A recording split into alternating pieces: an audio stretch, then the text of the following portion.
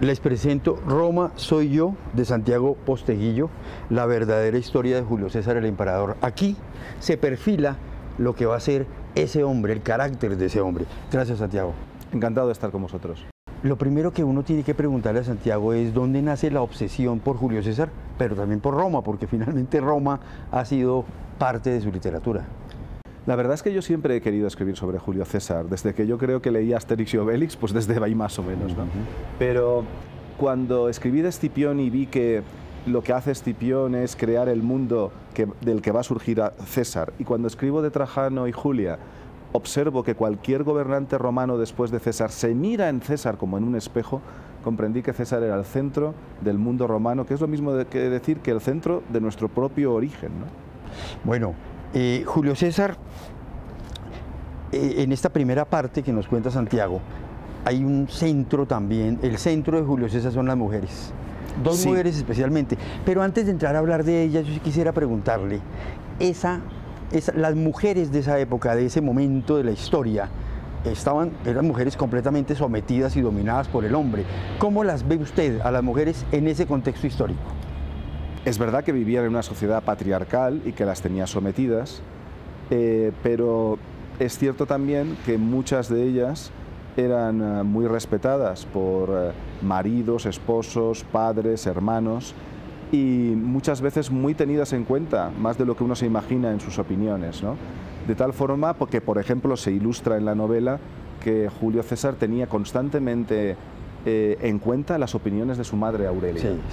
Aurelia, como se ve en la novela, forja el carácter indómito de Julio César, y Julio César se lo devuelve siempre con un enorme respeto a todas las opiniones de su madre.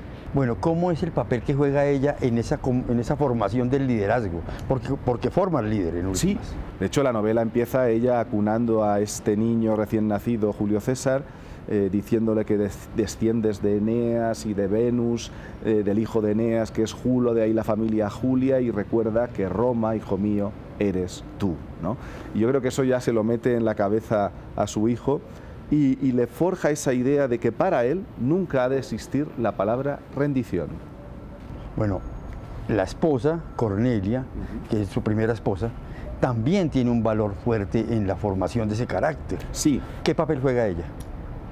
Cornelia es fundamental en la medida en que, como vamos a ir comentando, las mujeres tienen un papel muy importante en la vida de César, y él tendrá relaciones con muchas mujeres. Tiene 3 esposas, una detrás de otra, ¿no? Según las circunstancias, y también tiene amantes, ¿no? En según qué momentos. No en el caso cuando está con Cornelia, después. Pero es enamorarse, lo que es enamorarse de verdad, hasta las trancas, hasta jugarse la vida por esa mujer, solo lo hace 2 veces en su vida, que es, en primer lugar, con su joven esposa Cornelia. Y esa es una historia de amor muy bonita, muy desconocida, que está contada en Roma soy yo. La segunda vez que César se volverá a enamorar locamente es cuando conoce a una tal Cleopatra. Una famosísima Cleopatra. Una famosísima Cleopatra, y para eso necesitaré no una, sino 5 novelas para explicarlo, porque esto es el inicio de una serie de al menos 6 libros donde quiero contar toda la vida de Julio César. Aquí estamos abarcando a un Julio César hasta los 25 años más 23, o menos. 23 años. Su juventud. Su juventud, hasta el juicio famoso, sí, que lo saca del anonimato. Yo quisiera hablar un poco de ese juicio, ¿vale? Porque en este juicio, es decir, el personaje que está en el centro de la historia del juicio es un senador corrupto, Dolabella, ¿cierto? Pero además de corrupción, también está acusado de violación. Sí. Y aquí otra vez Julio César juega un papel, y la mujer juega un papel vital por la defensa que él hace de Mirtale. Sí. ¿Cómo es ese peso ahí? ¿Cómo pesa en ese momento, en su formación, en su liderazgo, esa defensa que asume de la mujer, por ejemplo? Sí, realmente César, en su relación con las mujeres, hace varias cosas por primera vez en la historia. Lo anticipo ya de una novela que vendrá, pero por ejemplo será la primera vez que con Julio César que se haga un discurso público al fallecimiento de una mujer joven, y el primero que va a hacer eso en Roma es Julio César. A él no le importaba si algo se había hecho o se había dejado de hacer, si creía que tenía que hacerse, lo hacía, ¿no? Y en su relación con las mujeres era igual, y en este juicio él está defendiendo la honestidad de una testigo que declara que ha sido violada por el senador Dolabella, y claro, los abogados del senador han utilizado las típicas estrategias de alguna forma desacreditar la credibilidad, no solo ya de la testigo, sino de la credibilidad de cualquier juicio o de cualquier declaración que haga una mujer, porque las mujeres, yendo al lugar común del estereotipo machista, siempre cambian de opinión, no son creíbles, etcétera, etcétera. Y a todo esto, Julio César, durante el juicio, le da la vuelta. Hay una descalificación absoluta de Mirtale, sí. Obviamente por parte del senador y de sus abogados. Pero yo quisiera aquí pedirle un enorme favor, sí. Si me puede leer un fragmento, porque es que es muy hermosa la defensa que hace de ella sí. Julio César. Aquí la tenemos. Sí, en este fragmento creo que es cuando él empieza a darle la vuelta al argumento y a defender sí. la credibilidad de las mujeres, ¿no? Y dice Julio César: vayamos a ese desafío sobre la honorabilidad o no de la mujer. Podríamos recordar que el dios del engaño no es una mujer, sino que es Dolos, y este es masculino.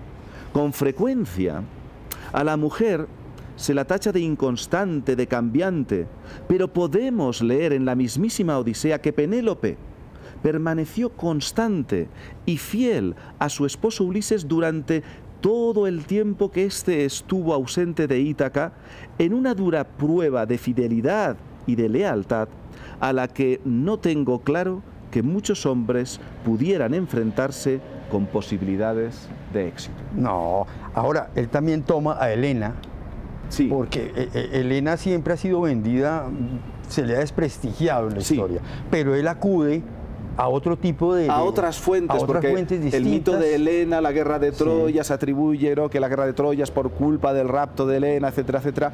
Pero hay otras fuentes donde se nos cuenta la historia de forma distinta y Helena no interviene, ni es causa de la guerra de Troya, ¿no? Entonces él alude a cómo hay otras fuentes, otras visiones de la mujer del pasado donde ésta no es culpable de estas cosas. Y es muy interesante cómo va construyendo un relato sobre la historia de la mujer con lo que él puede conocer del mundo griego y romano, donde sí que se defiende a la mujer desde los propios textos de la Roma clásica. Yo me hice una pregunta cuando estaba leyendo esa defensa que hace él de Mirtale y de la mujer en general. Sí.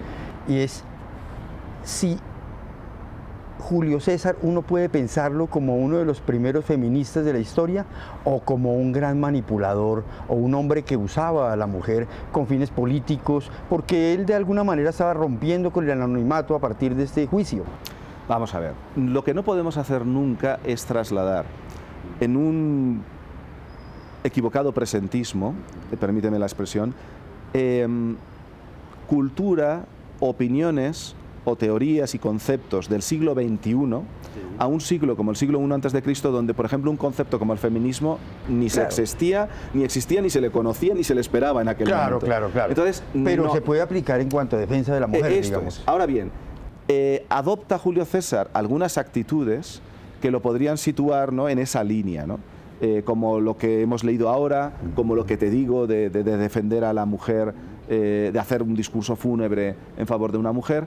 Pero también es cierto que luego, cuando vea que tiene que utilizar todo tipo de herramientas para poder ascender políticamente y enfrentarse a sus enemigos políticos, puede haber momentos donde Julio César también hasta cierto punto utilice a alguna mujer. Esto lo vamos a ir explicando en todas las novelas. Claro.